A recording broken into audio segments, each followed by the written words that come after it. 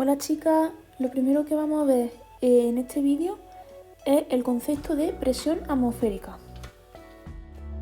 Al igual que los peces están en el agua, que es un fluido, y ese fluido ejerce una presión sobre ellos, los humanos también vivimos dentro de un fluido, que es el aire, y este aire también ejerce una presión sobre nosotros.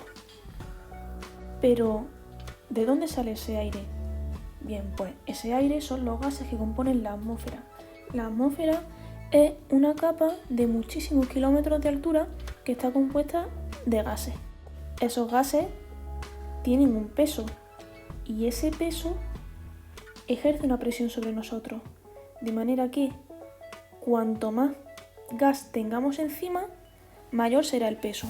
Por eso no es lo mismo estar a una altura baja, que tenemos una columna súper alta de aire encima, que estar encima de una montaña, que la columna de aire va a ser mucho más pequeña.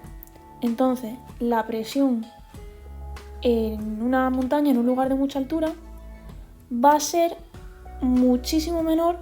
¿Por qué? Porque hay menos gas encima que tiene menos peso, entonces habrá menos presión. Sin embargo, a la altura del mar tenemos mucho aire encima y la presión es mayor. Es muy importante, y es que no se puede calcular la presión atmosférica con el principio fundamental de la hidrostática, porque la densidad no es constante al estar hablando de un gas. El primero que consiguió medir la presión atmosférica fue Torricelli en el 1643. Bien, ¿y cómo lo hizo? Pues cogió un tubo y lo llenó de mercurio. Lo tapó por arriba y le dio la vuelta para ponerlo en una cubeta que también contenía mercurio. Al destapar el tubo, vio que la columna de mercurio había bajado, y siempre que hacía ese experimento, esa columna tenía una altura de 760 milímetros. De ahí que ahora una medida de presión sean los milímetros de mercurio. Vale, pero ahora lo que tú puedes estar pensando es ¿cómo es que no se vaciaba el tubo al volcarlo? Recordemos que la presión atmosférica está actuando sobre toda la superficie de la cubeta. Además, el propio peso de la columna de mercurio también está ejerciendo una presión. Y hemos visto que cuando se ejerce presión sobre un líquido, esta presión se distribuye uniformemente por todo el fluido. De manera que en el momento en el que la presión atmosférica se iguale con la presión que está ejerciendo la columna con su peso, el sistema estará en equilibrio.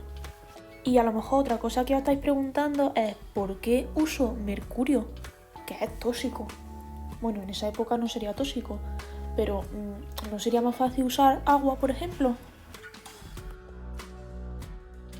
Bien, pues resulta que la densidad del mercurio es de 13.600 kilogramos por metro cúbico y la densidad del agua es de 1.000 kilogramos por metro cúbico. Es decir, que el mercurio es 13,6 veces más denso, lo que significa que tiene una masa 13,6 veces mayor y pesa 13,6 veces más. Entonces, al intentar la experiencia con agua, se daría cuenta de que no era suficientemente pesada para ejercer presión y no bajaría.